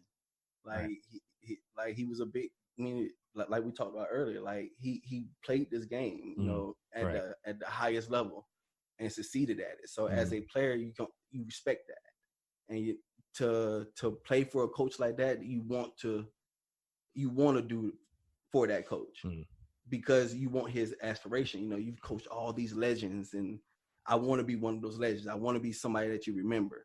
So players go out there and they put a lot of effort, to try to please him first. Then you got to look at Coach Spurrier don't mind benching you. So you're going to lose your playing time pretty fast if you think that, that it's a friendly buddy thing because it is a business at the end of the day. Right. So it's both of both. People want to be because of the respect, and people are also scared because you can lose your scholarship. A lot of people don't know that if you get a scholarship, it's not a 4-year scholarship. Right. It's a year-to-year scholarship. A year-to-year contract. You got to earn your contract. Yeah, year-to-year contract that you have to sign. Right. So, it makes you want to do more for a coach when they've done it. And Coach Spurrier is, you see him in the weight room working out, with you. Like, we're in the workout, I just threw up over there, but Coach Spurrier over there, doing the Stairmaster at, 50, 60 years old. So, you want to play for a coach like that. Yeah, for sure. I want to ask you, obviously, 08 was your senior season. From freshman to senior, again, your stats vary because obviously you guys had a packed running back room, but how do you feel – because I think definitely watching you got better as a player. How do you feel your game evolved from that freshman season to your senior year in 2008? It evolved because I understood the game. Like me coming in, I didn't know football. Like it's being an athlete is good, but you got to know the knowledge, like book smart football. Like, is Spurrier's playbook, like, is it tough to learn? Is it really, really complex? Yeah. Because it goes off of looks. So if they're in a 4-3 or a dime defense, and that, that safety goes to the second third of the field, that changes the whole play. Right. Because now the safety didn't left. It's the guys on the offense. Everybody just has to know that. Everybody has to know almost that. Like an unspoken type. Like you need to know what's going on. You need to know what's going on, because if you don't know, you're going to run your route into somebody else. Right. You're going to mess up the entire play. Whole play. Yeah. And with Coach Spurrier, I know a lot of fans, and me being a fan, I knew the inside of his plays. Yeah. When people are like, oh, that's a mess up play, I'm like, it's not really a mess up play. The play was designed to go here, but with one person messes up, it messes up. Did that happen a lot, or was Yes. And I'm sure he lost his shit. I mean, a lot. I mean, a lot of people. It was a big thing on the sideline to see Coach Spurrier throw his headphones. Yeah. When Coach Spurrier threw them headphones, that means he don't want to talk to nobody. Yeah, he loved to throw the headset. Yeah, chuck the headset. Once you chuck the headset, it literally was a wrap. Like, we knew as a player, Monday's gonna be not too good. Like, we're gonna have to 1800s after practice. Like, it's gonna be bad. But like Coach Spurrier, I mean, a genius, literally an offensive genius. But my 2008 season, I evolved just knowing football and actually being more held accountable. Because as a athlete, you're not held accountable at all until you get time for it's either you about to leave, you about to enter the draft, or your time is over. It's like you're gonna have to start being more accountable. Right. And that's what progressed me into getting into the NFL for a bit, and then after that I kind of lost the love of football. So I went overseas. Right. And then once I got over there, then I stayed there 10 years. I want to ask you really quick. I want to get into your pro career, but you mentioned Steven Garcia. And I mean, roommate. Again, he was your roommate, you said? Yeah. Wow. Okay, now we're definitely going to dive into some good stuff. So, because I mean, again, all the quarterbacks you play with at Carolina, all personalities. I mean, hell, I've had Savell on the show. I'm trying to get Blake Mitchell. I think he's voided me. I don't know. But Blake's quiet. Blake's quiet. Okay, that's fair enough. But Blake's quiet. No, it's so funny. I was joking with somebody. You'll think this is funny, but it's like, the older players that that played at Carolina, they're not on Instagram or Twitter like the younger play. I got to search through Facebook. Yeah, I got to search through. Yeah, I got the same thing. I had hit him up through Facebook, but no, I mean, I gotta ask you about Garcia. I mean, because you saw him be very raw. Yeah, I mean, very raw. Bright-eyed, bushy-tailed freshman, and we kind of all know the history of his off-the-field stuff. But on the field, I mean, I remember my first memories of Garcia, that LSU game where he runs, he's pumping up the student section, and he kind of leads you guys back in the Kentucky game on the road, the trick play with Wes Saunders. I mean, just talk about, so you were very close to the situation with Garcia. Talk about what you saw as far as, your roommate, and you left. You see him have all this success. I mean, what was it was amazing to see, because I saw his progress. And and to see that progress to happen so fast, that's amazing, for anybody to do, especially to be a quarterback under Steve Spurrier as a, as a highly recruited athlete, like all spotlights on you. So for what it's worth, he did pretty good, I think, for where he came from to here, it's a new city, you're young, like it takes some restraint, to get into that business mindset. But once you're in it, and once he got in it, he was locked in. So, and that's what I respect him about a lot. Like, Garcia can have his fun, but he locks in when it's time to lock in. And that's all I care about. When it's time to lock in, let's go. For sure. I want to ask you, too, on that note, obviously you're focused on your pro career and everything that was going on, but that 07 class is the one that I think a lot of people point at and say that was kind of the one where it sort of turned – it was the next step as far as turning the corner. And when you think of the guys that came in that class, and then, you leave after the 08 season, and to see what they did in 09 and win the SEC East in 2010, 3 straight 11-win seasons. I mean, how – that had to make you so proud as an alum. And again, those were your guys. I mean, you knew all those guys on those teams. I mean, that that had to be really cool for you, even though maybe you weren't there. Actually, I felt like I was there because that was really because I was close to the guys. I mean, that was special, especially for me being an older guy. Because when I came in 05, I was the younger guy. Right. But now I'm the older guy looking back like, hey, these guys are putting it together. Like Garcia is balling. Like that's when Lattimore came in, and I was Lattimore's recruit. Like so. I'm seeing him balling. I'm seeing, all the guys like just really getting it together, and it makes you proud as a USC alumni, but also as a friend and the teammate. Like, yo, that's progression. Like, that's what this is about. You don't want to stay at one place. You want to keep moving, and that's what they did in that 2010 season. Yeah. They kept the USC thing going, and it got to a high point. How do you feel like the culture changed while you were there? I feel like with Spurrier, I thought he changed the culture the second he came in. Because, I mean, one of the funniest quotes I ever heard him say was when he was talking about, got here and there's all these beat Clemson signs everywhere, and I had to rip them all down off the locker room and all everywhere. And it's like, we're trying to win the SEC. We win the SEC, beating Clemson's going to take care of itself. And I think for the longest time that wasn't the ultimate goal. I mean, how did you – I guess – because, again, I think it evolved while you were there, and then obviously 09, 10, that was the changing culture that resulted in that success. I mean, how did you see it from your first year to your final year, and then even the years following? How did you see the culture change just within the program as a whole? Swagger. Like, what's Spurrier about swagger? He brought, like, don't focus on the little accomplishments. We thinking big picture now. So if you just thinking, oh, let's just beat Clemson, you're going to go through the season and not worry about the season. You just want to beat Clemson. Right. You want to win the SEC, okay, you got to win out the season. Yeah. In order to get to the SEC.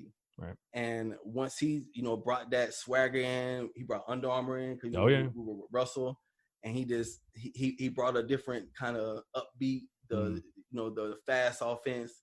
We're going downfield. That just changed everything, how South Carolina was built. Lou Holtz was running, ground and pound. But we also lost a lot. That was the dark times. That was the dark times. But now, when he came in, it's just more upbeat, The thing with he changed the look of the locker room. Right. So it was more upbeat. It felt like you wanted to be in the locker room. It wasn't age. It was new. He pretty much revamped the whole stadium. Yeah. But built the whole workout room, changed the practice fields. So I was excited. I was excited to have some new flavor, like new pep in your step. Now, I want to briefly talk about, again, your pro career, because I think a lot of Gamecock fans are unfamiliar kind of what you did after South Carolina. Just talk about your professional career. And again, I know you kind of mentioned your run-in with the NFL, but you went overseas. Talk about where you went. What was the experience like? And I guess what were your biggest takeaways from playing professional football? Oh, playing professional football. That if you want to make it your profession, it's work. Right. Nobody else can do it for you. It's work. And whatever you do, you need to learn whatever you're doing first before you hand it to somebody else. Right. So for me, playing my professional career, got to Buffalo Bills. It was a bad situation because I had Marshawn Lynch. Oh, and it's the Bills. So. Yeah, and it's the Bills. Exactly. Sorry, any Bills fans? Yeah, sorry. Yeah, they're better now, but then it was the Bills. It was bad. Yeah, so I had Marshawn Lynch, Fred Jackson, and it was tough in there. You had some goats to learn from, though. Yeah, my God. Beast mode, Fred Jackson's a monster. Beast mode sat back and ate Skittles, literally ate Skittles and slept in the meeting room. I did not want to take that. Yeah. Wow. Because, he's a player. I'm a free agent coming in. Right. And I think Lynch is he's just one of those he's a born gifted. Football player. He's a born football player. He's born gifted. Yeah. It's nothing else about it. Yeah. So after I left there, I actually went to Germany. So I got drafted by the Lübeck Cougars, which is in Lübeck, Germany. Then played 3 years there in the first division. Then I went to the Cologne Falcons, which is in the first division, and there they have divisions. So it's kind of like the NFL, CFL. So it's kind of like the minor leagues in baseball. Minor leagues, yeah. Okay. Like the lower division you go is the less you get paid and the less talent. Right. And the less amount of imports you can have. You can only have 4 imports on the field at a time. Right. So once I got over there, and it was an eye opener. Being from the States, you only speak English. Yeah, I was going to ask, like, the cultural differences had to be so tough. Culture differences, language barriers, and me being from the South and just being like very close minded to other cultures. It was an eye opener, and it helped me learn. I learned German, so I can speak it fluently. Really? Yes. Wow, that's awesome. Yeah, but being 18 years, I bet to. Right. Yeah. But it was a very eye-opening. And the guys in Europe, man, there's some players over there. Right. A big stipulation is, if you don't make it to the NFL, then people is like, oh, I didn't make it. Like, no, there's so many different avenues that you can take, so many different ways to go in the world. There's 250 teams outside of the NFL and the CFL. And a lot of the guys go to the college. They come here to go to college. They play pro over there, but they come here and go to college. Right. So it's like, how bad do you want to play? I mean, exactly. How much do you love the game? How much do you love the game? And it really brings that back. If you lose the love of something, you gotta find it back. And when I went there, and I saw the guys who like, I pay to play. Like I literally pay to play. Right. And you come here as an import, and we're paying you to basically be everything. Right. So me coming as a running back, like, oh, you want to break? No, there's no break. Like, first down, second down, third down, like, that's you. Right. So it's a very demanding, because with 4 imports, you can only do so much without burning out. But kudos on those European players. Like, there's some ballers over there. And a lot of them play overseas. They just play O-line. Right. So you never really hear their name. So, but there's some very good players over there. I played in Switzerland as well. Stayed there 3 years. You're well traveled. You're a world traveler over here. Well, a little world traveler. I've been to every European country, because playing in Europe, you don't play just in country. Right. So the top team out of Germany plays the top team out of France. All the top teams play each other in the European Cup. Right. So it's the same thing like the World Cup. But it's pretty demanding, because you're playing 2 games a week. Right. It's football. Oh yeah, that's brutal. That's different. Yeah, sure. Very different. That's very different. Yeah, exactly. But it makes you concentrate on your body. Like I hear LeBron talking about all the time. Like, it's the time that you put into your body that allows you to keep, doing what you love to do. Right. Once you stop doing it, you're gonna lose it. Yeah. Fast. But over there, it's amazing. The culture, the people. College, you think you drink. When you go to Germany, you really learn how to drink. It's a whole other different drinking. Their beer is totally different. Like over here, like I don't think we have a 18% beer. I don't think so either. We call that liquor, right? Yeah. Exactly. They call that beer. Jeez. Wow. But it was an amazing. I got a shout out to Mark Holzer, the guy, the head coach from Lubeck Cougars. Coach Odenthal, the head coach from Cologne Falcons. Those guys really helped me, and teach me.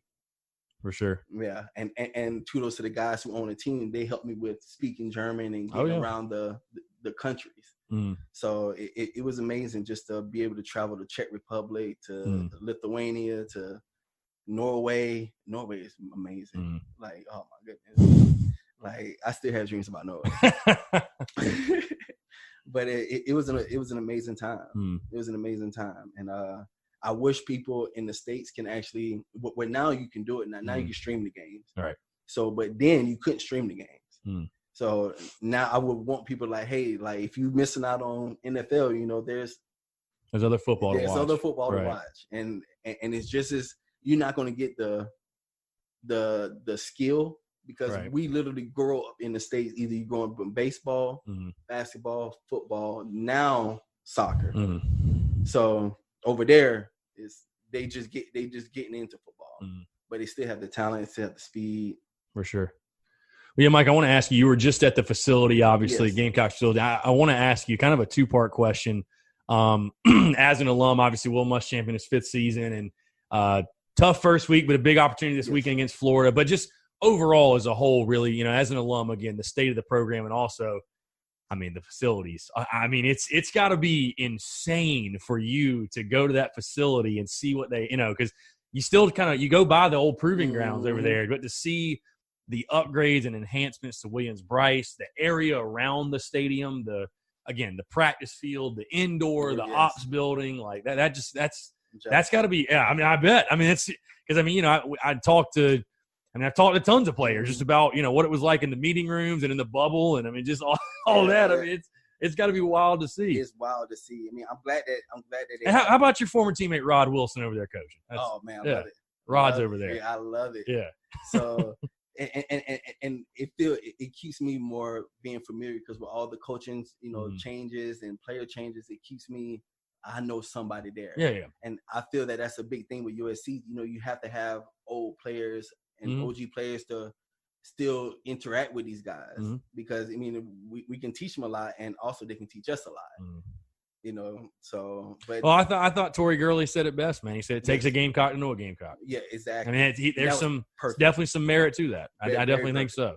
Very perfect. When he said that, I was like, man, I had to send him a message like, yo, that was perfect. No, Torrey's an awesome dude, man, for sure. But also work ethic too. Yeah, no doubt. So I'm going to get you out here, Mike. I know we've been talking for a while, but when you look back on your career, going to kind of give you the floor. Just some of and again, we've kind of sort of already talked about some of them, but just maybe if there's some highlights that stick out to you from your career at Carolina, or even funny Spurrier stories, funny Spurrier interactions on or off the field. Like when you think of your time back at Carolina wearing the garnet and black, like what are the first things, I guess, or some of your favorite memories that come to mind?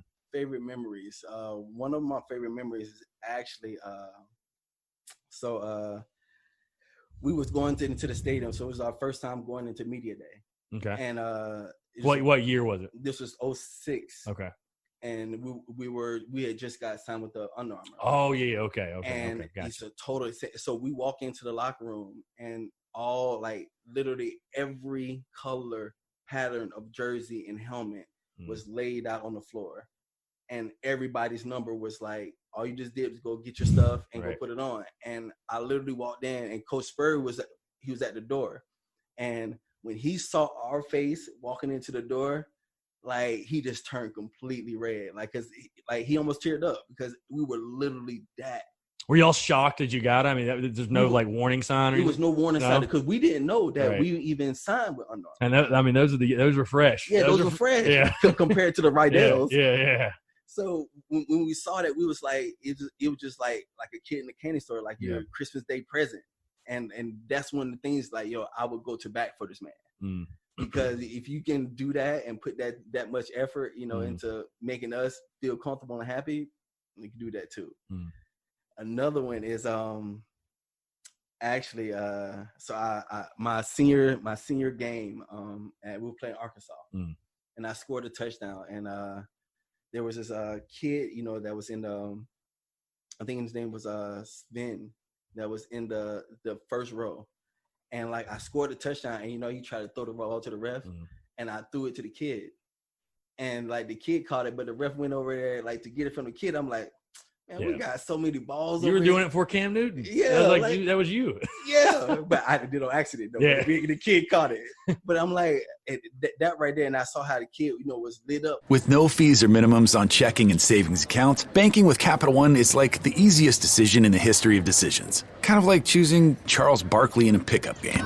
We'll take Barkley. Ha! First pick. Sorry, kids. Yep, even easier than that. And with our top-rated app, you can bank anytime, anywhere, making Capital One an even easier decision. Okay, here's the plan. Pass me the ball every time. This is banking reimagined. What's in your wallet? New consumer accounts only. Approval required. Terms apply. Capital One N.A. member FDIC. PPG, the paint pros know and have trusted for over 135 years, has added something new to the mix. An extended lineup of PPG products now at the Home Depot, like PPG Speed High, Multi-Pro, and Breakthrough. In stock, available for easy pickup, or, to make things even better, we can deliver right to the job site. A new lineup of PPG products, ready to go, ready to work, available now from the Home Depot. How doers get more done. U.S. only. With the ball, that's how I was when I caught, a ball from, going to see, I would go see Walter Payton like old videos. I'm like, I would love to be able to watch him in person. Oh yeah, like with my own eyes. So that was memorable. Like we already talked about it, Florida, Tennessee, Clemson. There were so many. There were just so many good games. Yeah, so many good games from your so time there, and like good times, like just with good people. Like I said, I'm sure it has to be just so cool, like looking back and saying, I mean, because again, you were a part of a team that was just so many firsts, so many firsts. I mean, right off the jump too. Like it just, I mean, like I said, it has to be cool to look back. Like we did that. We did that. It's wonderful to look back. And thanks to ESPN, you know, I've watched a couple of the. Yeah, they got them all on like YouTube and stuff. Yeah. So I go back and watch them, and I can relive those memories because at the time you really don't get to appreciate it until you get to look back at it. Like, wow, that happened, or wow, you know, this was going on, and to now I'm a fan, and I knew what was going on inside. Like it kind of brings it full circle. Because I was there while it happened, but now I can see it and watch it as a fan. Like, oh, I did that because I was mad at coach. Like, oh my god! Like I missed that block because you know earlier in that week, such and such was talking smack. Like it was just stuff like that. So it brings it full circle. So and I'm very blessed to have had the opportunity to be a Gamecock and to be a Gamecock alma mater. And I look forward to the season. Look forward to your show. Definitely looking forward to your show. I appreciate that, man. Right, last thing before I get you out of here, I'll ask you kind of a funny, lighthearted question. Best Spurrier impression you've heard? Because I'm going to say mine. Again, it was a guy you played with. It has to be Mo Brown for me. He's a clown. He's hilarious. But so he's a wide receiver. Yeah, and that was where he referenced the Spurrier impression was. He said, and I've had other guys say this too, and it was Mike Matulis was saying this all. He was saying Spurrier was just hell with that clicker. I mean, he'd be looking at you and doing that, and looking back, and he'd be, Mo Brown was talking a play where the ball hit him right in the chest, and he dropped it, and Spurrier just, and he was giving the impression. I was like, this is just so spot on. You got to do it. He just rewound it and rewound it and rewound it and rewound it. You're like, we get it. I messed up. I mean, that's it. He wouldn't berate you, but he would pick at you. He'd make you feel, He's like, oh, I was just a 5-star recruit last week. Gosh. But my biggest impression of Coach Spurrier, it was a big inside joke because we were we huddle at the practice, right? And he would like bring it in, and because he played quarterback, he's broken literally all his fingers in his right hand. Really? Wow. Nobody sees this though. Wow. So his fingers are like that. Right. So when he comes in, if you ever see the movie like Take My Good Hand. Oh, Scary Movie. Yeah. Take My Good Hand. Yeah. He would come bring it in the huddle and be like, "Put it in, guys. Put it in." And we would all be like, Gosh. And not want to put the hand in. Like everybody would put our hand on ours, or somebody had to grab coaches though.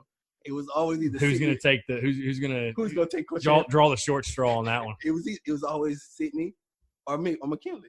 McKinley. It was either one of the two, and they used to rock paper scissors it out. Jeez. But Coach Spurrier, man, and to Sydney, one of my best friends, y'all. That guy is the most hilarious, intelligent guy like I've been around. Beast of a player, too. Beast of a player, like.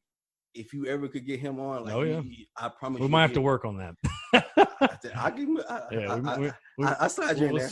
Slide in there. People helping people, Gamecocks helping Gamecocks. That's the way I look at it. That is the main thing. But I just want to talk about him just because he taught me a lot as well. He was a rare influence. And Taylor Rank, best friend as a USC player, but I want to shout him out because he has a CrossFit. He has a CrossFit thing in New Zealand, and he told me to, so I got to. Oh yeah, Taylor Rank's awesome, man. Legend. Got to give a shout out to him. Yeah, Mike, appreciate you taking the time. And like I said, I know I can speak for Gamecock fans, by the way, when I say it was a pleasure to watch you, Corey, Dacus, but definitely, yourself, the way you played the game. Obviously, hard-nosed runner. I mean, obviously made Gamecock fans proud to see you in garnet and black. So appreciate you taking the time, man. It's been a pleasure. We'll have to do it again soon for sure. Most definitely, anytime, man. I'll be here. I'll be in Columbia. So we definitely can get up. Let's get it. He's Mike Davis. I'm Chris Phillips. Appreciate you guys tuning in, and we'll catch you next time on an episode of the Spurs Up Show.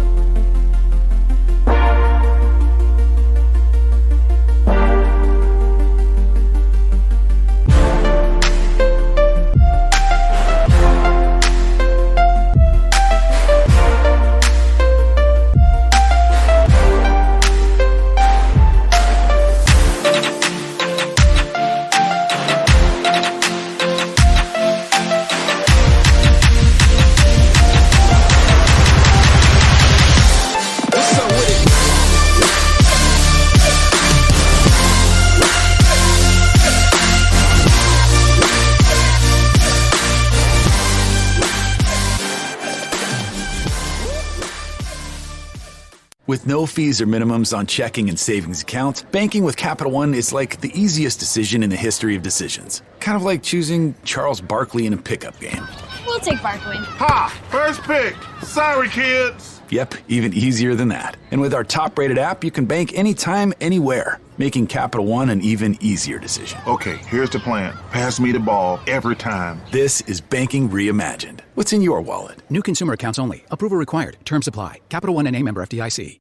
PPG, the paint pros know and have trusted for over 135 years, has added something new to the mix. An extended lineup of PPG products now at the Home Depot, like PPG Speed High, Multi-Pro, and Breakthrough. In stock, available for easy pickup. Or, to make things even better, we can deliver right to the job site. A new lineup of PPG products, ready to go, ready to work, available now from the Home Depot. How doers get more done.